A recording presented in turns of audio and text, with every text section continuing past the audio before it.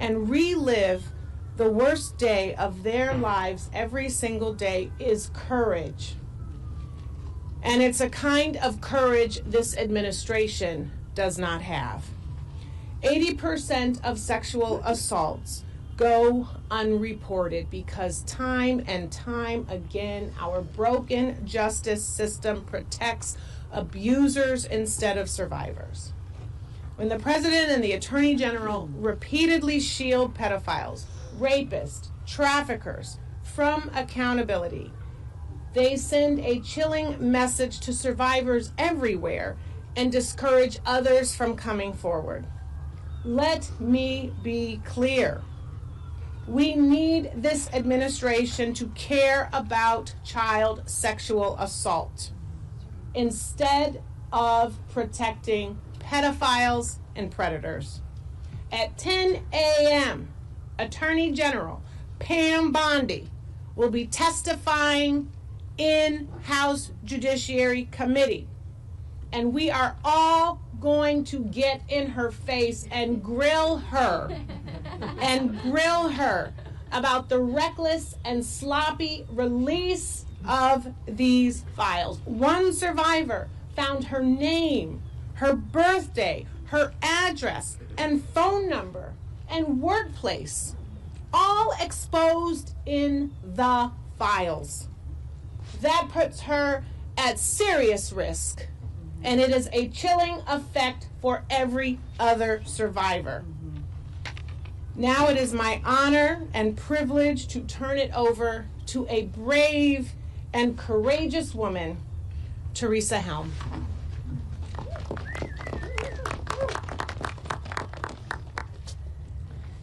Hi, good morning. Here we are again, and for what it's worth, we're not going anywhere. And Amen. While it might seem that we're in the middle of the road of this, actually in many ways this is just beginning. I stand here in support for all of these women here beside me, all of the women across this nation, for my own children, for myself, for every one of you out there in this audience looking at us right now, this is Survivor. This nation is full of survivors. We're going to stand and we're going to fight, and we're not going to stop because that's the right thing to do. We stand here also with the support, and we pray that there's nonpartisan support of Virginia's law that has just been introduced. This is one of the most important monumental steps for survivors, and the world is still watching. No one's turning away from this. It affects every single person here. It affects every single person in this administration. They have wives, daughters, grandchildren. Every single person. This is not an issue that's going away. And we're not going to stop. And I feel that this is a real, today and beyond, a real demonstration of integrity. And as my dad, who was a very, very smart man, used to say to me, Dr. James Helm, the proof is in the pudding. So we're going to find out. Thank you.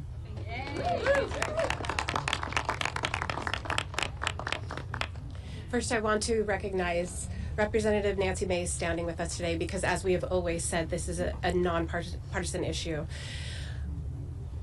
What we know in the sexual violence arena is that there are more sexual abuse, sexual assault, and trafficking victims in the country, in the world, than any other tragedy. And consistently, those victims and survivors are told one of two things: shut up or move on. And as I understand it, when we spent time in Republican Judiciary Committee members' offices, they were very compassionate, passionate, caring about this issue. They support us, they want transparency, they want justice. And what we've heard is that they've been told to shut up today. and not do the hard thing of asking questions about the egregious job done by the Department of Justice in the drop of files.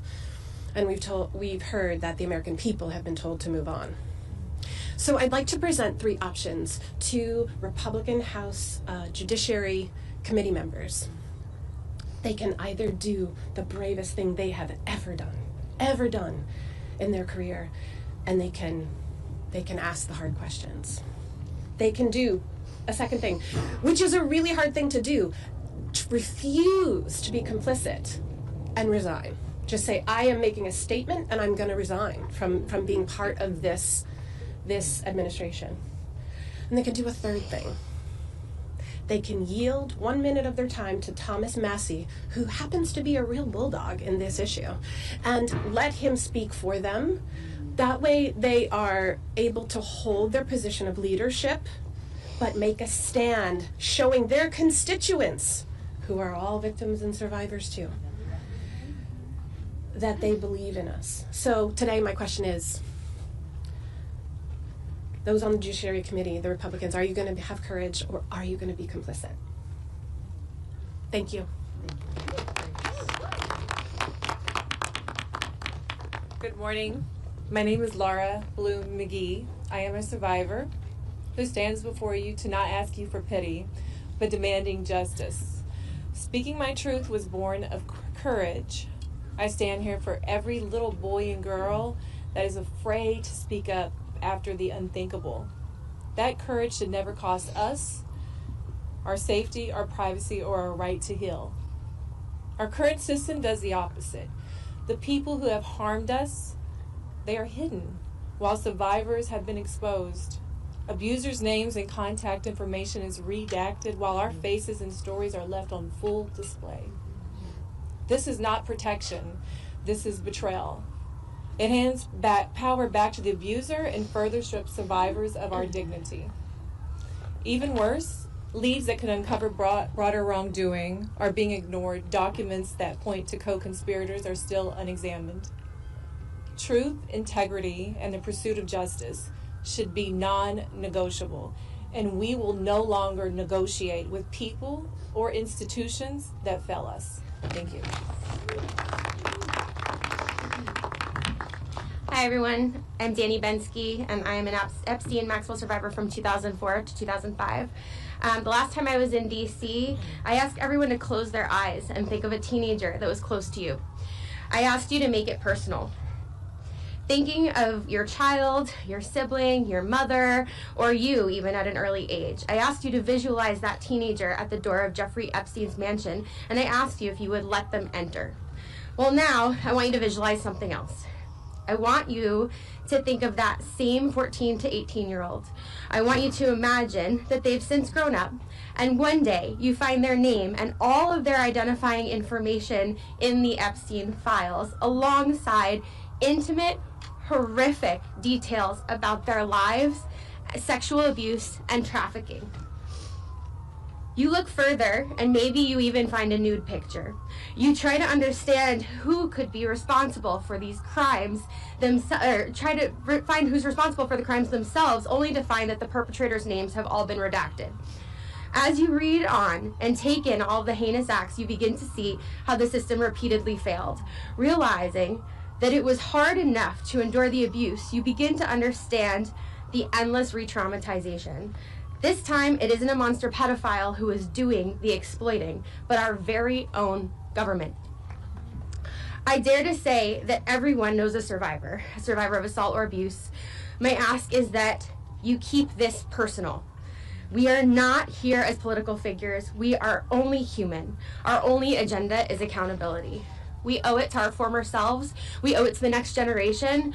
And we also owe it to those of the past. We need to believe women who bravely stepped forward like Maria Farmer did in 1996. We need to pass Virginia's law to eliminate the statute of limitations. We need survivors to be taken seriously. There should never be a time limit on justice. And the DOJ needs to do its job. Give us the rest of the files and start the investigations. Start the investigations on the things that are in the files right now. During my time with Jeffrey, I was always amazed that he could make you feel so special, like you were the only one in the room, and then treat you like an absolute piece of trash and throw you away. We will not be silenced and thrown away this time. Thank you.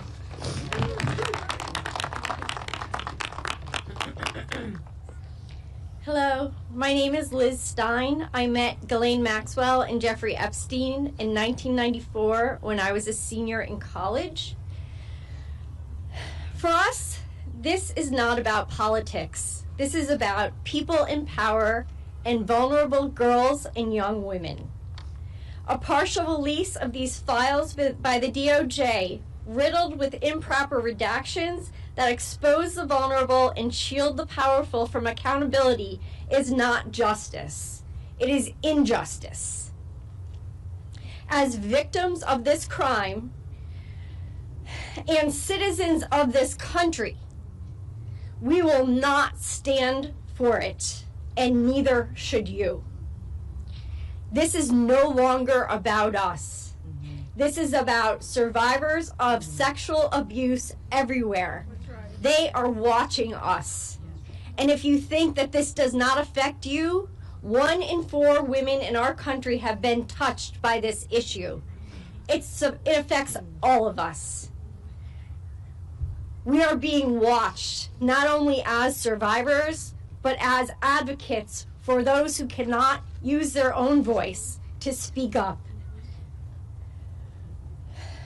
We as a nation have an opportunity to send a strong message that we will not protect people who victimize children, that we will stand up for what is right despite what our politics are, that we will cross the aisle, and that we will stand behind survivors for justice. We keep hearing our press secretary and our Department of Justice and other government officials saying they're moving on from this. I wish that we could. I met Epstein and Maxwell when I was 21 years old. I'm nearly 53 now. We cannot move on as survivors of this crime and as citizens of this nation without changing this narrative. So I ask you all to stand behind us and demand accountability for our government, because we certainly are going to. Amen.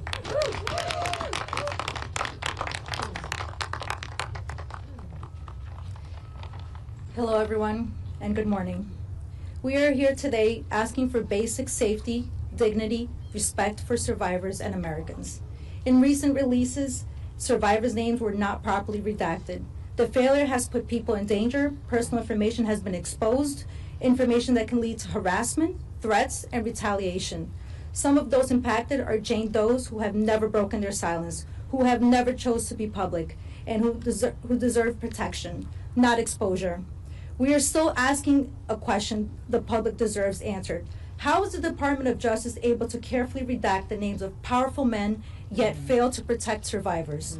We stand here today, united and strong, and we are asking for something simple.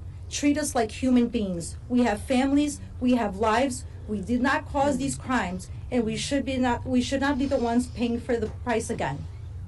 And if more documents are released, we are demanding that the DOJ take the time to do this the right way, fully and respectfully redact survivors' identities and any identity details connected to them.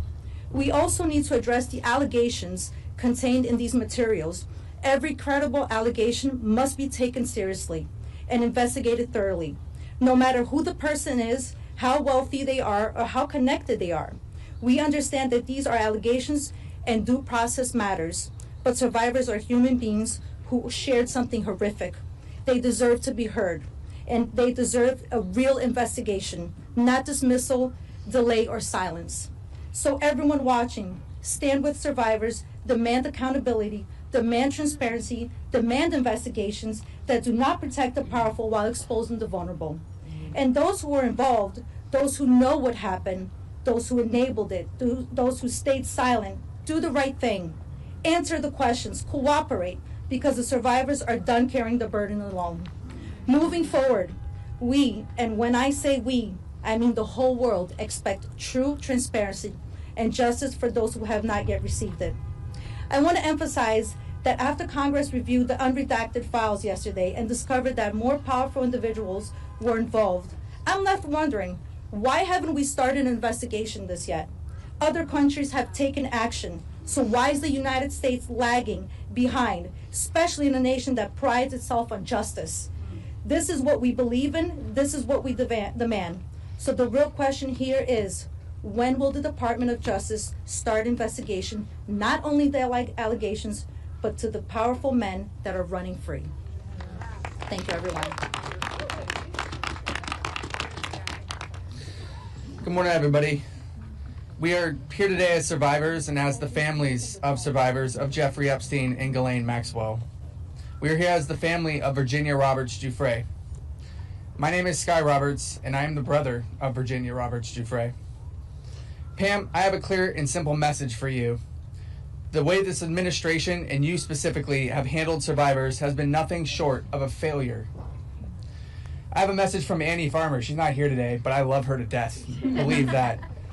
And she said, Pam, do your job. Do your job, Pam. And I feel that. There are serious questions that demand answers. Why are the perpetrators' names being redacted while survivors' names are left unredacted? We are done with excuses. We are done with delays. No more lies. No more deflection. We want answers, and we want accountability. Virginia was not a headline. She was a daughter, a sister, a mother, and a human being. She carried what was done to her for years and still chose to fight, not just for herself, but for others who were afraid or silenced. And we need to say this plainly. The handling of the Jeffrey Epstein case has been mismanaged again and again across administrations, across agencies, and across years. That failure is not abstract. It has caused real, lasting damage to survivors, and that is not up for debate. We are here to see whether our representatives will stand with survivors, not with excuses, not with delay, not with political convenience. We are here to see whether you will ask the hard questions that have been avoided for far too long. And with that, I'm going to turn it over to Amanda. To Ms. Bondi, we are deeply disappointed by the way you and your leadership in this department have treated survivors. And today, while you're being questioned, we ask you to look in the eyes of every single one of us and remember Virginia Roberts Giuffre, who paid the ultimate sacrifice for the trauma that she had endured. We ask you to remember the lives that we have lost during this process. Accountability means real answers, not evasion. It means transparency, not more hiding. And we ask Congress that if Pam Bondi has been found where you have misled or gave false testimony, you must be held to the same standard as everyone else. No title, no power, no connections should change that. And to the American people, take heed. Be mindful of any government or any powerful people who try to tell us that what we lived through is not real, that what happened to us didn't happen, who ask us to doubt what our ears can hear and what our eyes can plainly see. That is how abuse is protected, and that is how it thrives.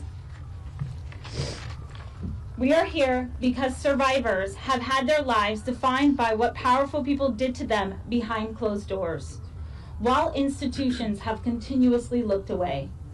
Today, Congress has a chance to prove that this country is still not looking away. We are not here for theater, and we are not here for talking points. We are here for truth. We are here for justice. We are here for accountability for Virginia and every survivor. Amen.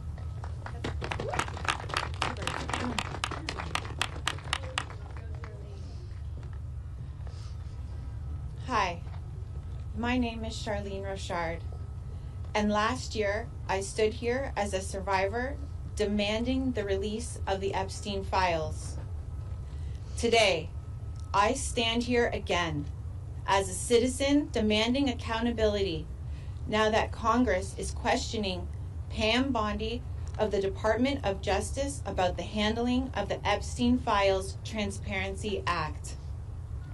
Let me be clear. Survivors are furious. We watched the Justice Department botch redactions so badly that victims' images were exposed while predators' identities were kept hidden and protected. That does not feel like an accident or a clerical error. It feels like betrayal. The people who were supposed to protect us instead shielded abusers and re-traumatized survivors. And we're expected to accept that as standard procedure? We do not. Pam Bondi claims she was defending the independence and integrity of the Justice Department. But survivors have every right to ask, where was all that integrity when survivors were exposed? Where was that independence when victims were silenced? Where was all that commitment to justice when the truth was buried to protect reputations?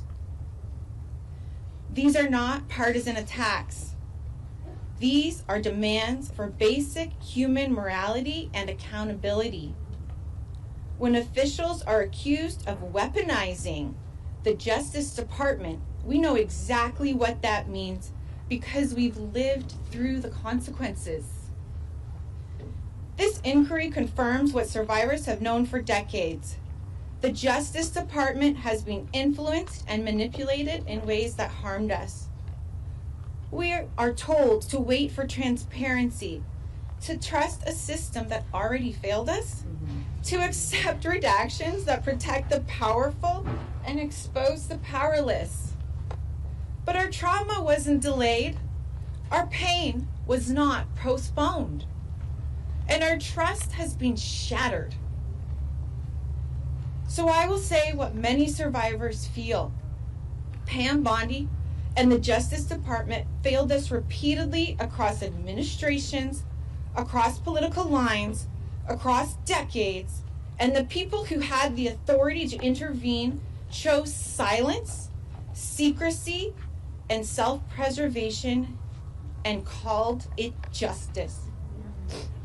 I'm here to make sure no one in the Justice Department, no matter their title, rewrites history or escapes accountability.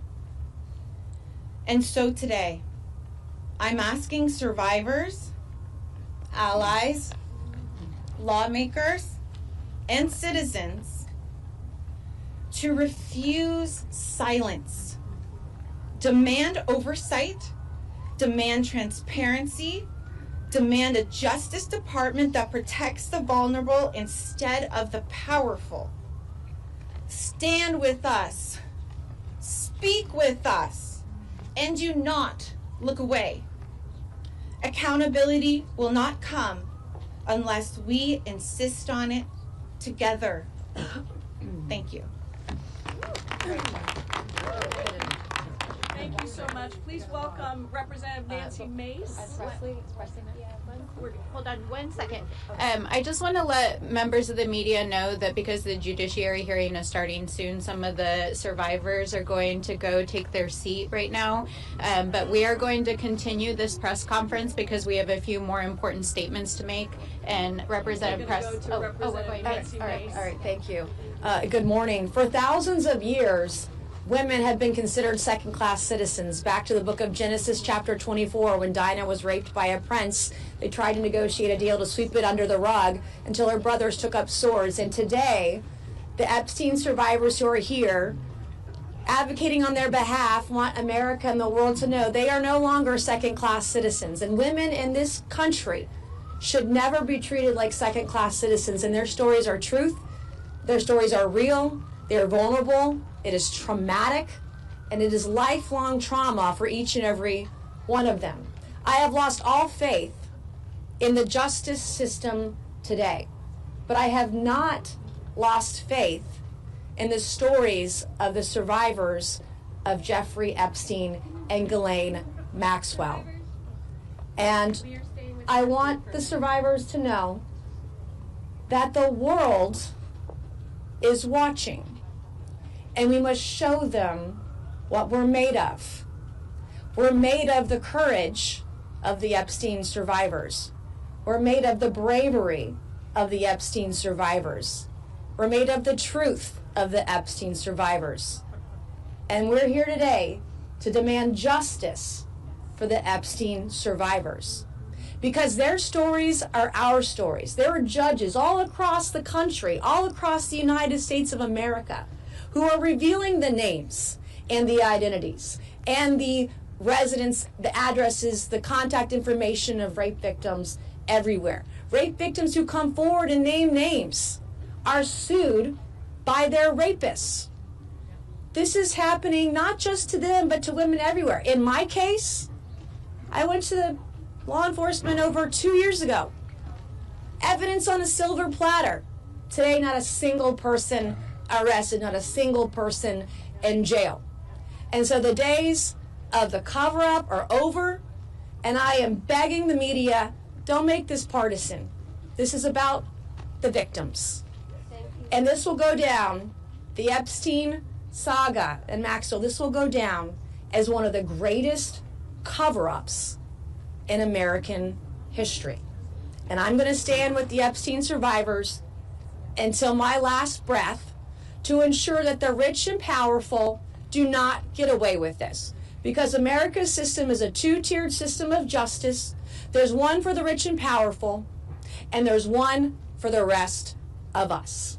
And those days are over, and I want the rich and powerful, the princes, the princesses, the prime ministers, the former presidents to know your days are numbered. Thank you, and God bless each and every one of you.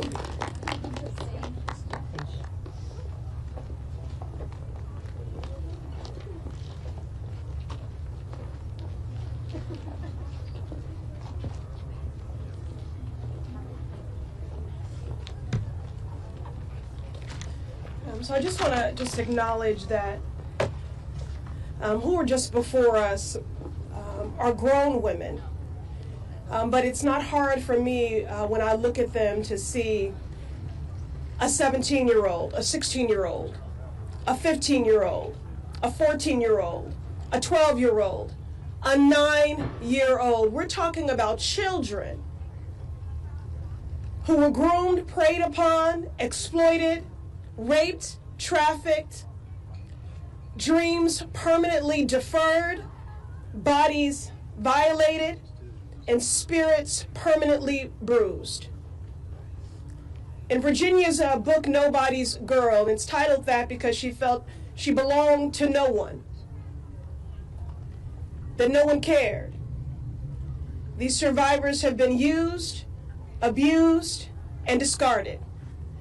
Jeffrey Epstein can rot in hell, and Ghislaine Maxwell can follow suit, and all those co-conspirators and accomplices deserve to be named and shamed.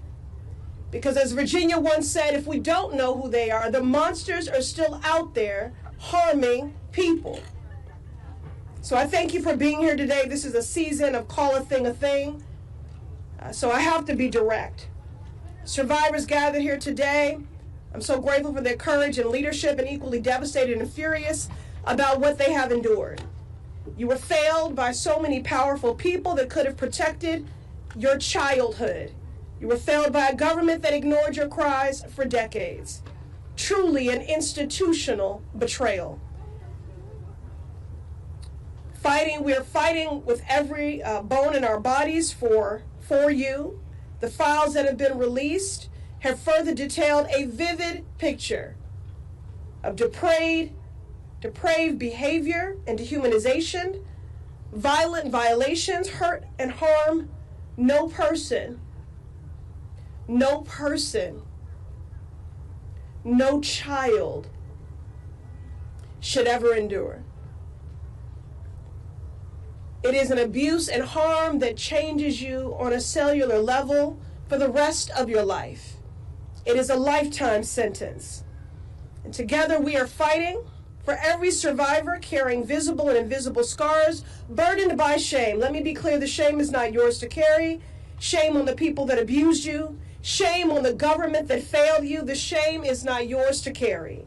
And we must meet your courage with real action. And again, although I know our survivors have left to take their seats at the judiciary hearing, I'm speaking to all the Epstein survivors, but to all survivors for whom the Epstein survivors are a proxy for. This moment requires that we meet their courage with real action. These powerful abusers have been protected by institutions that are more concerned with the wealthy and well-connected than centering survivors.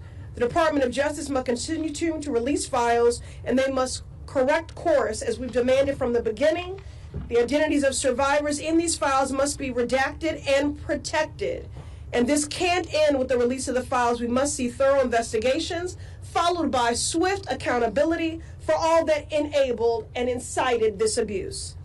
Words are important, but actions are what matter now.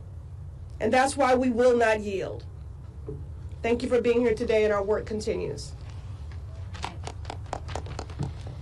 Good morning, everyone. I am Congresswoman Melanie Stansbury, and I am so proud to represent New Mexico's 1st Congressional District and to stand with the survivors and to be joined by my colleagues from the Oversight, Judiciary, and other committees of jurisdiction in this case.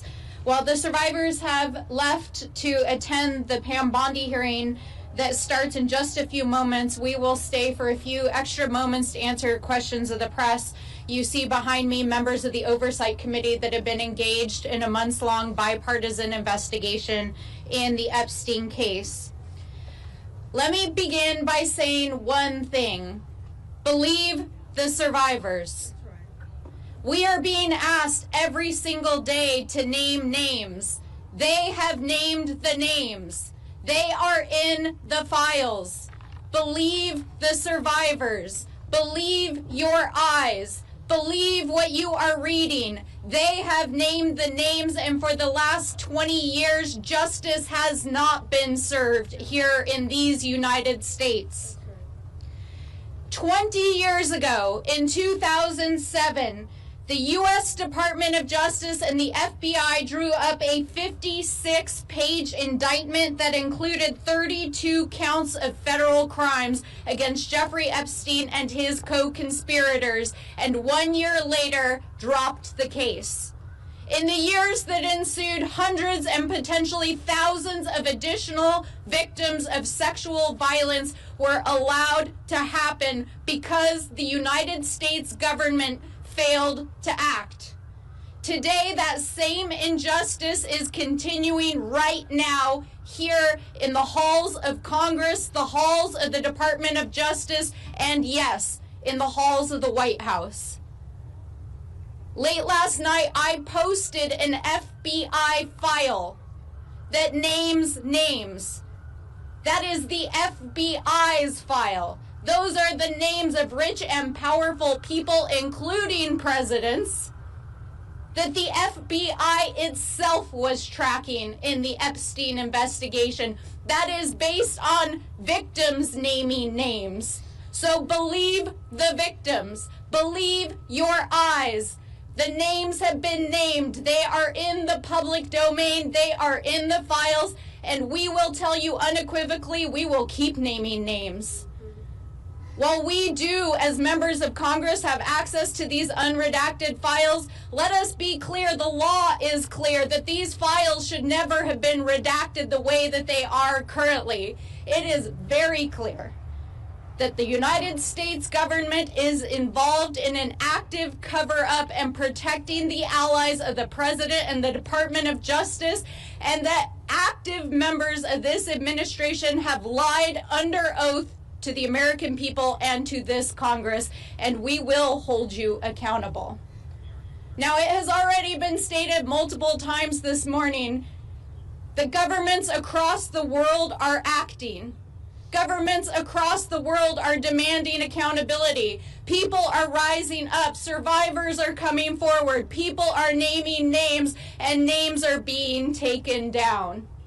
Yet here in the United States, the injustice that has spanned now 2 decades is continuing because of an active cover-up by the president himself. So what we ask all of you, the American people, members of the press, the eyes of the world who are watching us here in the United States, believe the survivors. Have courage. Do the right thing. Because the survivors have already had the courage to say those names over and over again. And they have more courage and guts than half of the people in the buildings behind us and most of the people in this town. But we want you to know that we will not let this injustice stand. We will stand here every day with the survivors. We will not stop. We will look through every file. We will follow every lead, and justice will be served.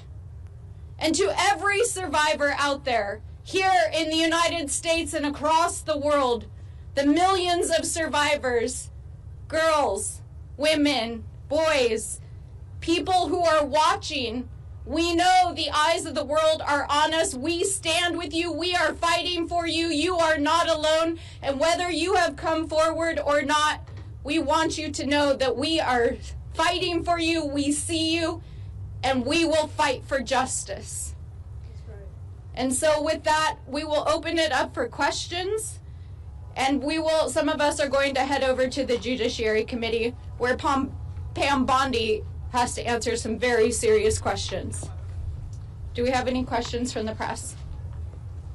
Yes. Several members of the British political class have lost their positions, as you've mentioned, as a result of being associated with the Epstein files. Do you think that people in the Trump administration, like Secretary Lutnick, should lose their job as a result of misrepresenting their relationship with Epstein? Absolutely. It is very clear that Howard Lutnick lied to the American people about the nature of his relationship, and that he repetitively lied, including potentially perjuring himself yesterday right behind me in the United States Senate. We have the files.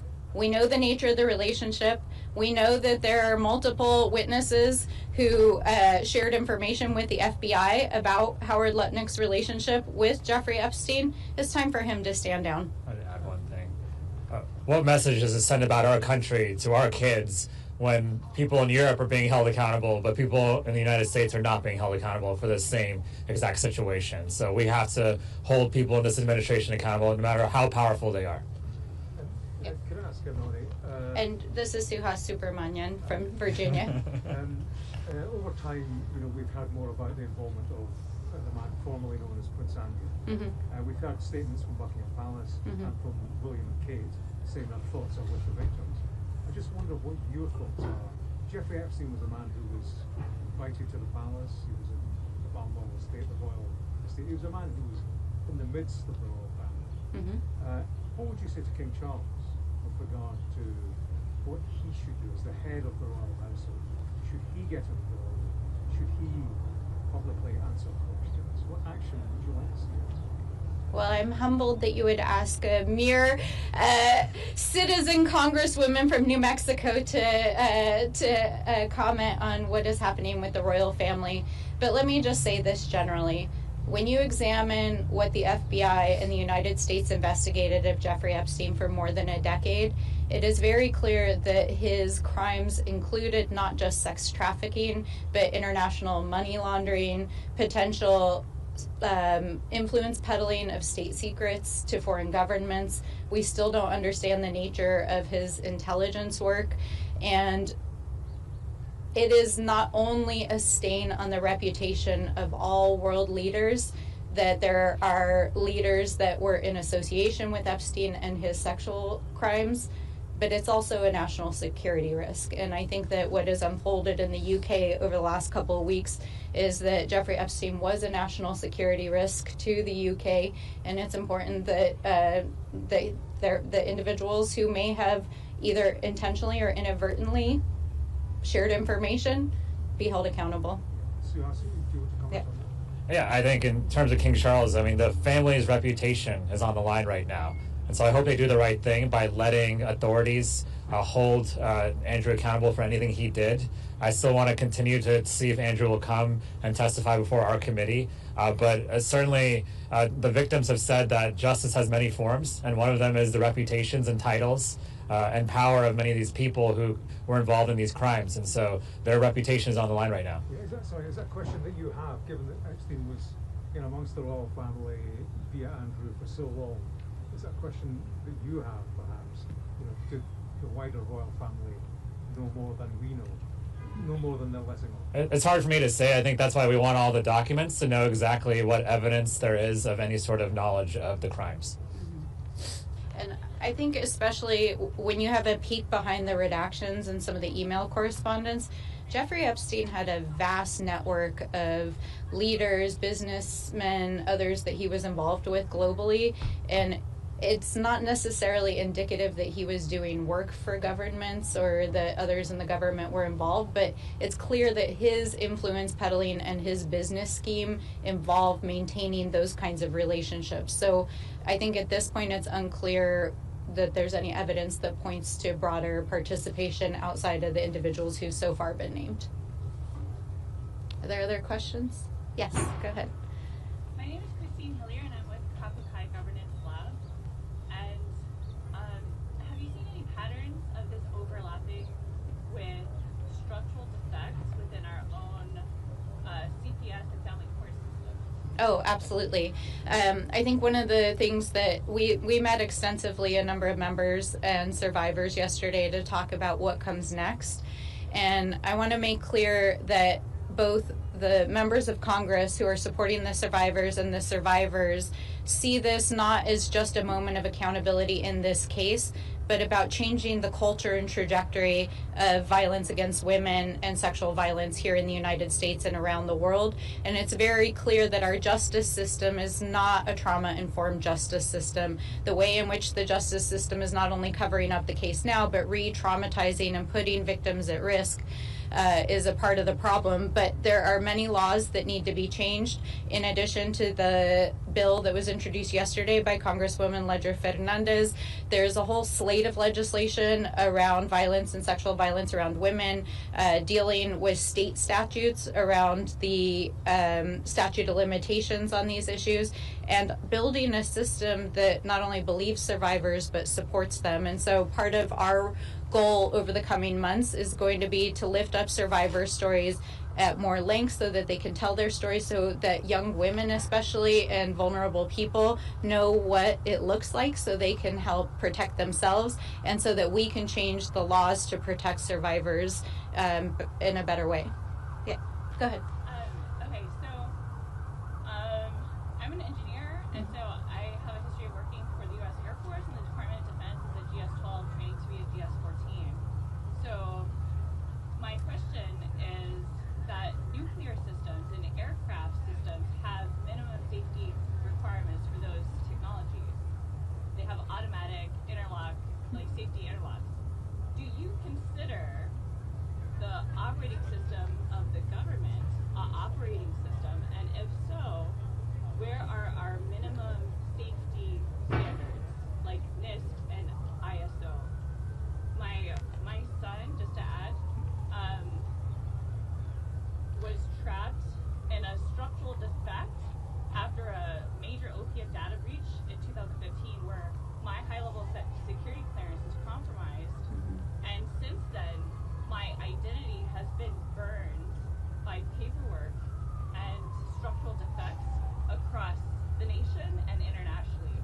So I have been endlessly abducted, but by our own government, repeatedly, across the United Kingdom, and then across the U.S., Nevada, Colorado, taking. Would it be okay if we can talk to you a little bit more offline about your case?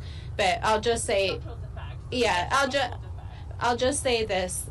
No, it's a political system. It's not an operating system, and we do need to reform the system.